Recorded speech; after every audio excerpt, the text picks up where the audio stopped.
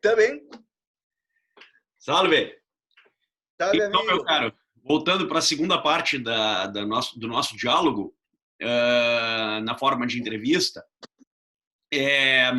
o Avendaño traz no tomos 3 e de maneira mais específica e detalhada no tomos 4 do Tesauros Índicos, um tratamento para o probabilismo, né? Para a questão que tem pelo menos 3 dimensões, né? A primeira é a dimensão epistêmica, ou seja, como o intelecto assente a um objeto que não se apresenta de modo evidente, mas se apresenta com um grau de probabilidade, né? Ou seja, o intelecto não consegue captar inteiramente um grau necessário, suficiente, para ter segurança e certeza um determinado objeto, e em razão dessa insuficiência, ele o capta de modo provável, através de um juízo de probabilidade, tá? Um juízo que opta por uma opinião que, comparada às outras, é tão provável quanto, pode ser mais provável ou pode ser menos provável, tá? Então, há sempre digamos, esse caráter mitigado do juízo de probabilidade relativamente ao objeto. Do ponto de vista semiótico, do ponto de vista da significação desse objeto, também o intelecto não consegue assentir com um grau de segurança absoluta, né? Porque o significado do objeto é tomado por acepção verossímil, né? Ou plausível, então, ou provável, o que significa, portanto, dizer que o juízo sempre digamos, contingente e não necessário nesse aspecto, né? O intelecto capta o objeto como verdadeiro, podendo esse mesmo objeto ser falso, né? Ou não necessário, enfim, contingente. Há uma terceira questão, que é a modalidade, né? O problema modal, propriamente dito, que esse objeto se apresenta de um modo que, digamos, fica intermédio entre o que é necessário e o que é impossível, né?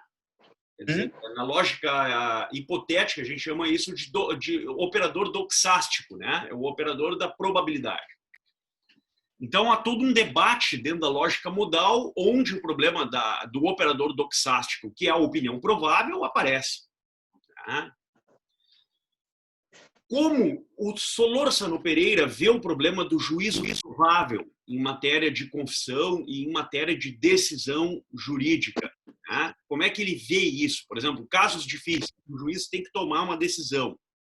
Essa decisão não tem o grau absoluto de segurança, né? Ou por um problema em razão da vagueza da lei, ou porque o caso é tão complexo que foge ao âmbito semântico da lei. Então, como o Solórzano Pereira vê esse problema do probabilismo? Ele vê com a âncora da equidade e da ética das virtudes, o juízo prudencial do Aristóteles, tudo isso. Como é que o Solórzano Pereira vê essa questão? É uma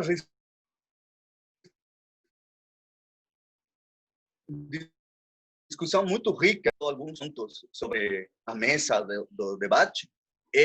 Primeiro, Solórzano não tem um texto sobre lógica, né? Então, o que ele utiliza é a lógica para questões jurídicas e especialmente políticas, de acordo à minha leitura. Então, tem uma riqueza muito grande o fato de que a América é um novo mundo. É algo tão novo que não temos um conhecimento certo dela para emitir um juízo categórico sobre aquilo que é a coisa. A coisa está em formação. Então, Solórzano estuda no Indiarum Iure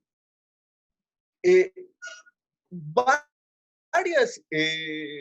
aquilo que recentemente se falou sobre a América, sobre a origem dos indígenas, por exemplo, ele tem uma questão muito rica, porque Ele enxerga a antiguidade desde o tempo de Platão como se pensava um mundo possível, não nas estrelas, sino aqui mesmo no planeta Terra, né? É com Colón que descobrimos que a Terra é redonda, não é plana, né? Talvez mais um motivo porque querem derrubar a estátua de Colón é porque até mostrou que a Terra não é plana. Então,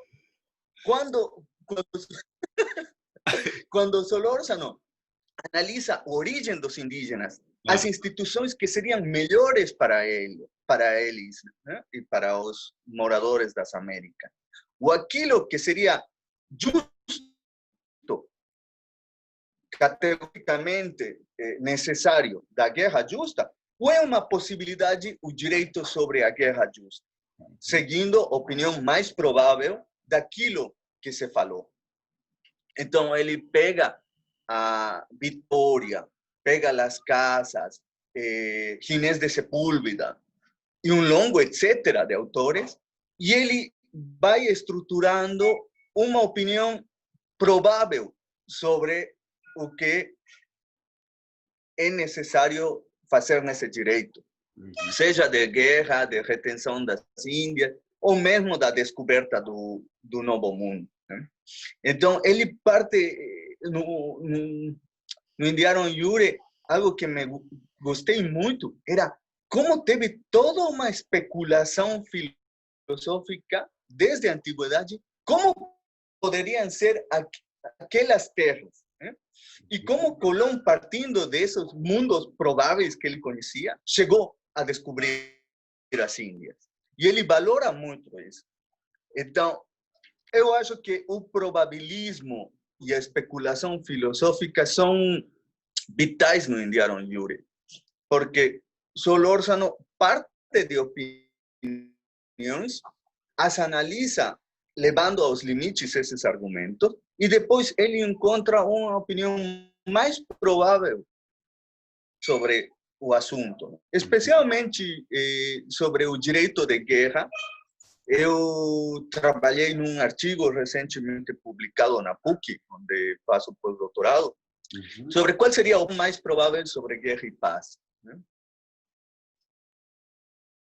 Então, Solórzano mais sólido, e depois ele coloca que a opinião mais provável é que é justa a guerra contra os indígenas, mas que isso está aberto a um novo juízo que possa ser mais provável que o anterior. Então, por exemplo, a restituição poderia ser feita na América enquanto concepção teórica, né? Porque Solórzano é um homem do século XVII, mas deixem claro que se se encontra uma opinião mais provável que a anterior, mesmo que seja firme, então deve-se seguir-se esta nova opinião provável. Então, ele já onde trabalhou de que o mais provável era que era justo e legítimo o domínio dos espanhóis sobre a América, partindo do direito romano, do direito natural, da doutrina também, mas que isso, algum momento, se se encontra opiniões mais prováveis, então tem que seguir-se esse novo juízo depois de um amplo exame de consciência. Perfeito. Quer dizer, o exame... Então, um dos pontos que encontro o probabilismo de Solórzano é nesse espectro. Perfeito. Quer dizer, o exame de consciência e a abertura... Ele chega a chamar de secura consciência no Indiano Jure.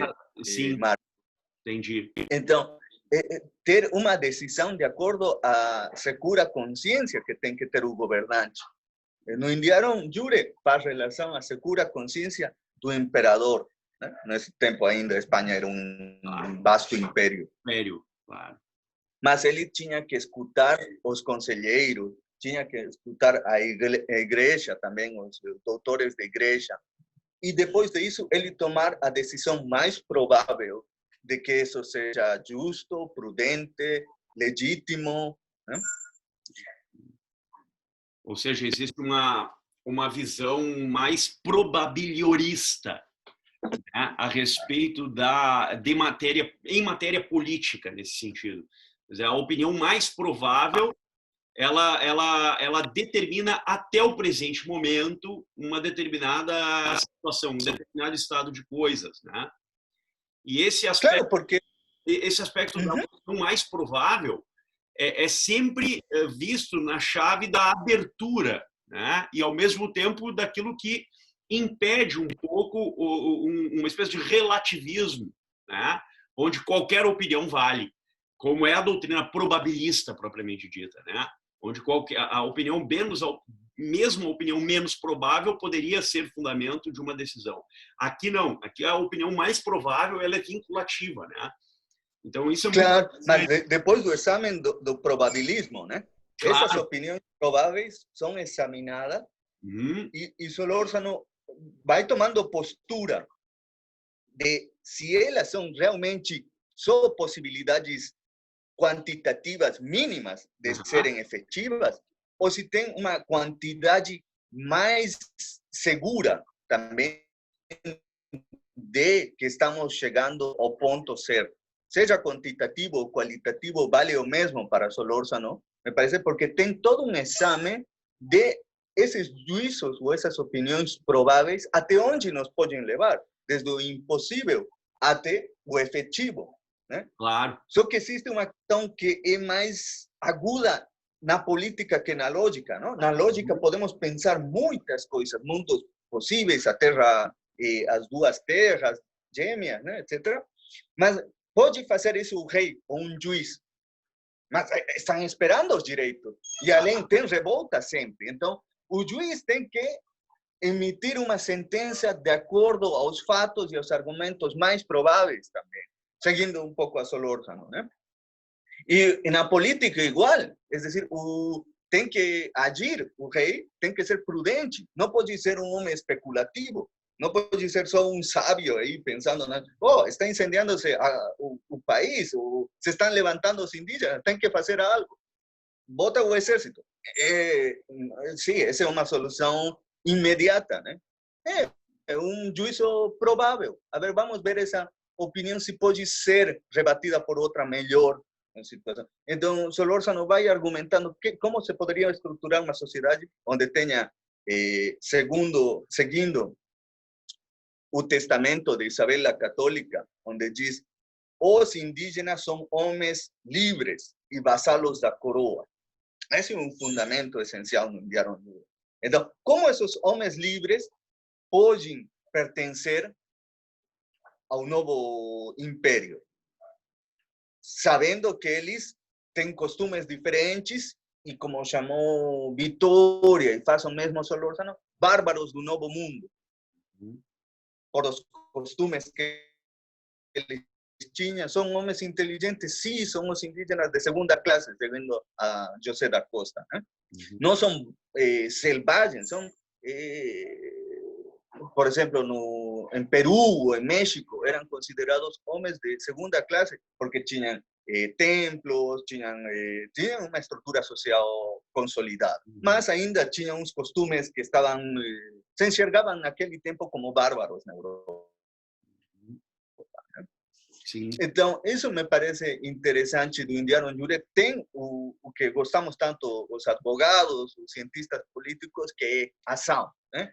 Então, desde Aristóteles, vem que não é necessário pensar muito na ideia de justiça como Platão, senão você tem que ser justo, saber o que é a justiça e agir continuamente como justo, procurar um costume de agir justamente, né? Então, tem que querer, tem que pensar, etc. Então, isso me parece relevante em Solórzano. Sempre está pensando essa ideia aristotélica, mas nas Índias, para torná-lo prático, depois de um exame rigoroso, provável de acontecer da melhor forma. Em Avendaño, como aconteceria esta reconstrução para a filosofia prática, Marcos? Como podemos vincular agora Diego de Avendaño dentro desta discussão probabilística do Tesaurus? Bom, o Avendaño, obviamente, como todo teólogo, jurista e canonista do período, ele começa o debate do probabilismo dentro do exame de consciência, dentro do problema do sacramento da penitência. Né? Aliás, existe uma longa tradição, né, de análise do problema do probabilismo a partir do problema da confissão, né, que começa em Bartolomé Las Casas, e isso é uma coisa curiosa, né?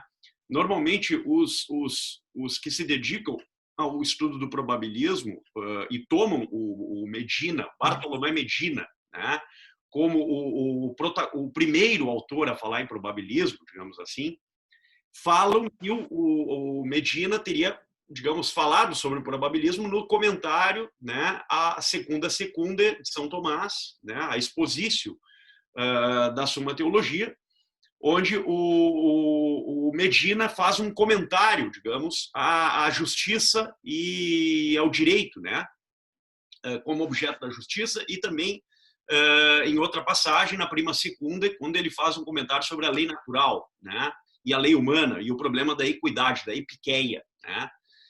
Só que o Medina também trabalha o problema do probabilismo numa outra obra, que é menos conhecida, que é o Manual dos Confessores. Tá?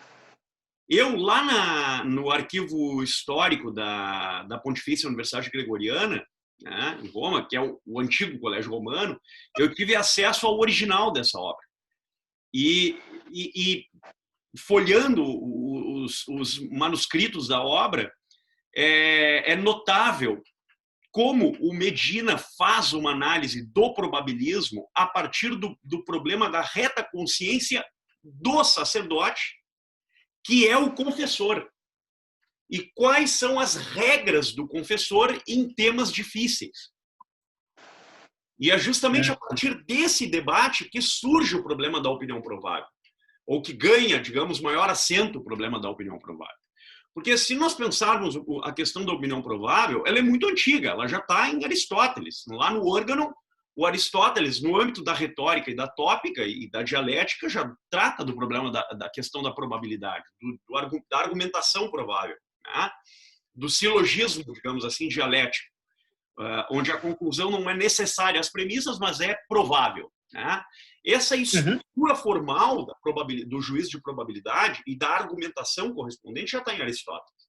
Mas o tratamento dentro das questões morais reaparece de cheio a partir do Medina no interior da escolástica ibero-americana.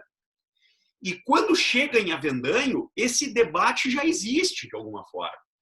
Começa em Medina e depois passa pelo padre Terilo, pelo padre Sanches, dentro da Companhia de Jesus, né, pela importância tremenda que terá a partir da teologia regular do Johannes Caramuel. Então, o debate do probabilismo e a defesa do probabilismo e os seus adversários, digamos assim, os chamados, digamos, moralistas ortodoxos, ou uma exegese mais literal, digamos, dos preâmbula fidei, todo esse debate entre probabilistas e antiprobabilistas, antes do Avendanho, já era comum na Europa, né? Principalmente na Ibéria. De modo que o Avendanho, quando enfrenta a temática, ele já enfrenta com um background. E, claro, ele traz toda a temática do probabilismo para o interior do Peru, do virreinato do Peru. Né? Todos os dilemas concretos que são ali travados. Embora o Avendanho não deixe de considerar questões importantes, por exemplo, né, o tratamento dado pelo Papa Alexandre, a questão da reta consciência, né? Todo o problema do decreto e a bula do Papa, né, a respeito do problema do probabilismo e como se deveriam tratar as questões, digamos, de administração eclesiástica no Novo Mundo. Então, o Avendanho está com um pé no Velho Mundo, na Espanha e Portugal, Espanha, né, de maneira mais concreta, e está com um pé no Novo Mundo. E ele tenta fazer essa articulação. O problema do probabilismo, portanto, ele tem uma raiz na teologia moral, mas ele, ao mesmo tempo, desce para questões práticas e ganha uma certa autonomia dentro do âmbito da ética das virtudes, a questão do juízo prudencial, como a epiqueia, a equidade e a prudência né, a virtude intelectual da razão prática, voltam-se para, por meio de uma operação deliberativa, né, uma operação do intelecto prático, que é a deliberação, como a deliberação será uma etapa prévia necessária para a decisão. E esse sopesamento deliberativo se dá em razão das diversas opiniões prováveis disponíveis dentro de um contexto específico. Só que isso, obviamente, ganhará um contorno na dialética e na lógica. Existe todo um tratamento dentro do âmbito da lógica modal para a questão da opinião provável. Quer dizer, nós ficamos no avendanho entre, digamos assim, vou dar uma metáfora aqui de novo, entre a cruz e a espada. Ou seja, nós ficamos, de um lado, com o formido, que é o receio, né? A paura, o receio que há em tomar uma certa decisão, e, de outro lado, a certeza, que, embora não exista, é perseguida. Então, entre o passado e o futuro, o decisor, aquele que deve optar, escolher uma opinião a mais provável ou uma opinião provável, mesmo que não seja a mais provável, ele fica entre o passado, que é o background, o pano de fundo da decisão a ser tomada, e a matéria correspondente, digamos, a jurisprudência a respeito do assunto, e o futuro, que se apresenta como um futuro contingente, né? E que, portanto, é representado epistemicamente pela ignorância invencível. Então, entre o formido e a ignorância invencível, entre o receio e a impossibilidade de chegar na certeza, nós ficamos com o juízo provável. E de modo que a fundamentação do juízo provável, da opção por uma opinião provável, se dá precisamente pela ausência de certeza que marca esse receio, esse formido, esse assentimento do intelecto com receio em relação ao objeto. Essa é a forma epistemológica e lógica, e modal, eu diria, melhor dizendo, que o avendanho traz para a solução das controvérsias que levam em consideração temas de opinião provável, numa conjuntura um pouco mais, digamos assim, específica, dentro do tomos Tércios e, sobretudo, no tomo quarto, né, onde ele entra mais concretamente nessas questões específicas, levando em consideração os dilemas de consciência. Né? Porque, no fundo, é uma autoconsciência, né? Aquele que está seguindo a opinião provável está seguindo, digamos, a verdade prática correspondente do juízo prudencial ou não está. E é um problema de consciência moral ou reta consciência, que é o problema do agir humano, né? A velha máxima dos clássicos, a recta ratio agibilium, né? A reta razão do agir. Então, é o problema da deliberação, né? Que, de alguma forma, ocasiona, no âmbito da consciência reta, um receio de optar por uma decisão provável. Né? Ótimo. Pegando esse ponto, né, da reta consciência, esta consciência moral, que tu fizeste toda uma reconstrução desde Medina até Diego de Avendaño, de como o probabilismo nos pode levar a uma verdade prática. Né? No âmbito do direito, porque isto parece uma avaliação moral do sujeito, né? Sobre as coisas que acontecem na vida dele e o futuro incerto que está ali. Perfeito. Como no âmbito do direito podemos constituir uma estabilidade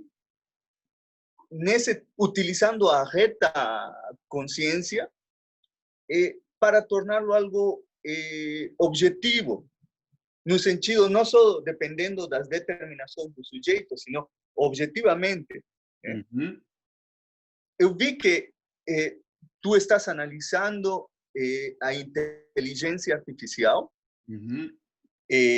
para o direito, né?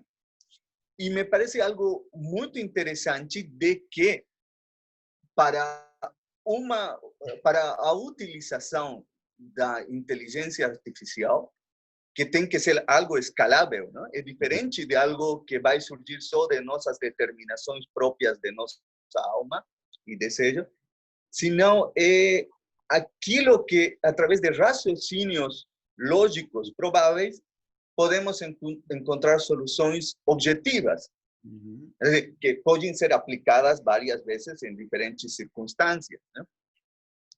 Então, como podemos levar isto, esta reta consciência à inteligência artificial para o direito, né? Eu te pergunto isto porque estou trabalhando nesse projeto de uma startup na Tecnopuc, que estamos nessa deliberação sobre como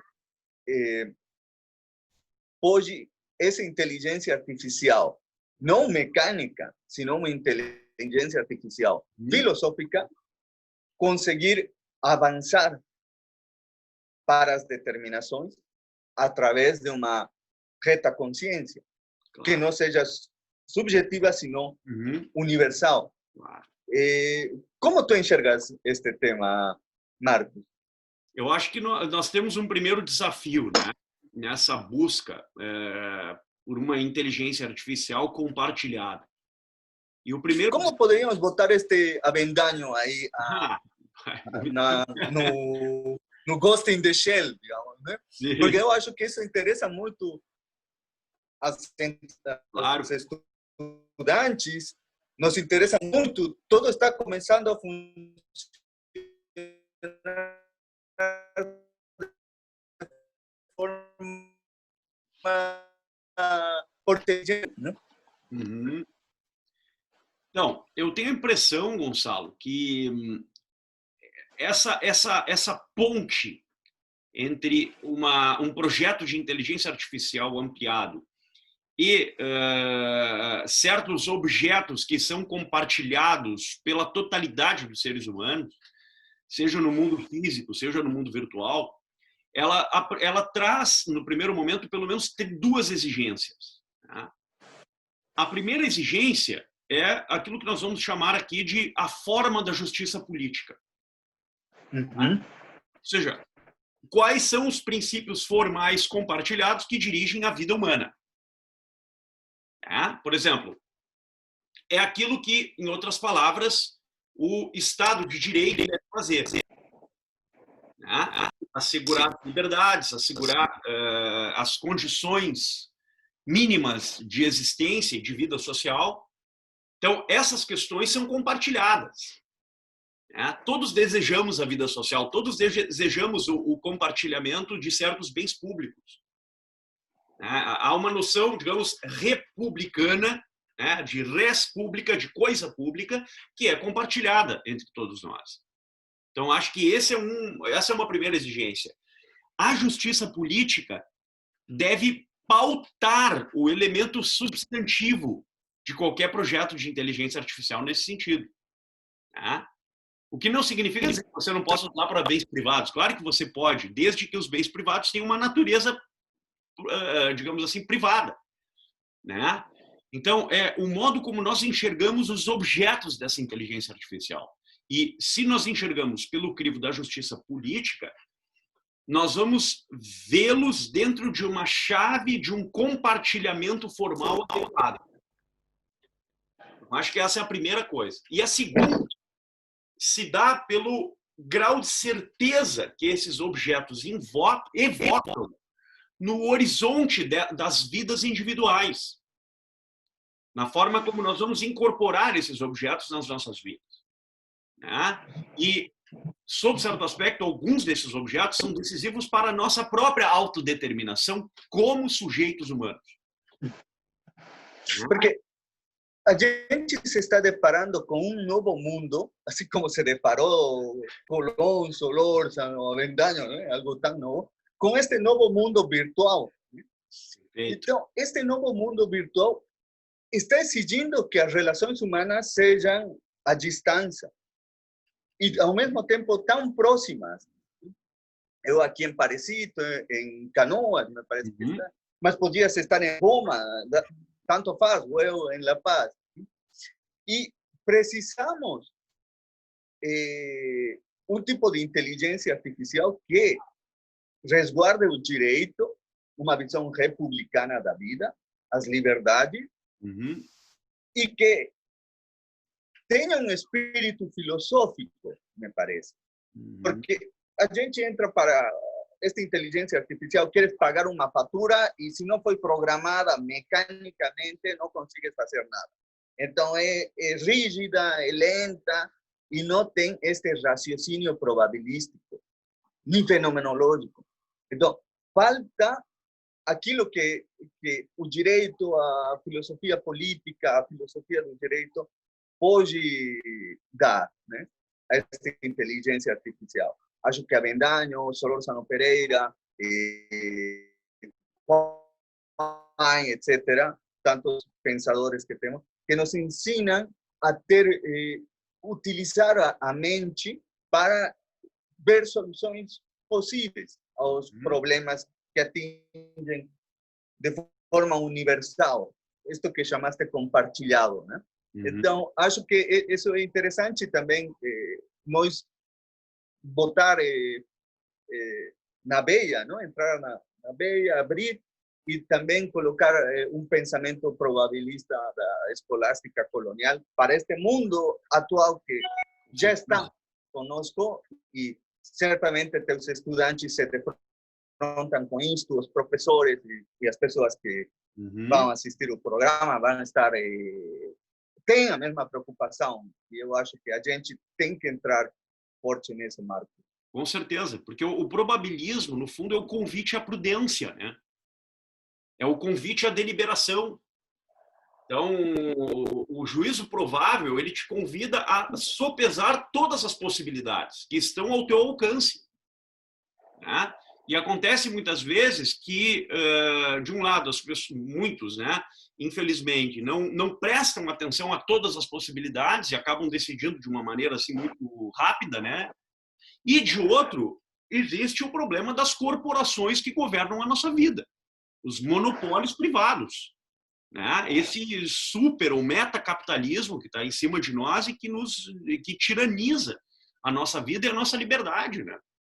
Então, eu vejo assim, de um lado existe, de nossa parte, dos indivíduos de carne e osso, né, dos seres humanos reais e concretos, às vezes, uma espécie de falta de atenção a outras possibilidades, né? Nós como que entramos assim sanguineamente dentro de uma opinião ou uma posição e excluímos ad nutum todas as outras, e de outro nós temos a questão da tirania de certas corporações sobre a nossa vida, né? Então nós vivemos num novo mundo que já apresenta um caráter, às vezes, um tanto arriscado para a nossa liberdade de consciência e a nossa liberdade de ação, né?